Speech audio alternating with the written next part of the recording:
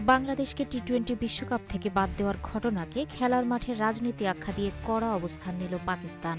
2026 সালের টি-20 বিশ্বকাপে ভারতের বিপক্ষে ম্যাচ না খেলার ঘোষণা দিয়েছেন দেশটির প্রধানমন্ত্রী শেহবাজ শরীফ।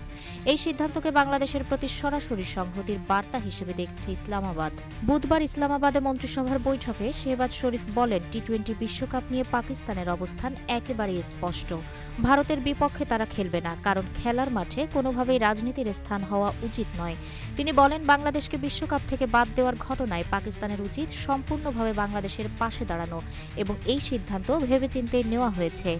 পাকিস্তানের এই ঘোষণার পর তাৎক্ষণিক প্রতিক্রিয়া জানিয়েছেন বাংলাদেশের অন্তর্বর্তী সরকারের ক্রীড়া উপদেষ্টা ডক্টর আসিফ নজরুল। বৃহস্পতিবার 5 ফেব্রুয়ারি নিজের ভেরিফাইড ফেসবুক পোস্টে তিনি পাকিস্তানের প্রধানমন্ত্রী শেহবাজ শরীফ ও দেশটির সরকারকে আন্তরিক ধন্যবাদ জানান। তিনি বলেন, বাংলাদেশের প্রতি সংহতির এমন অবস্থান আন্তর্জাতিক ক্রীড়াঙ্গনে একটি বলিষ্ঠ ও সময়োপযোগী বার্তা দেবে।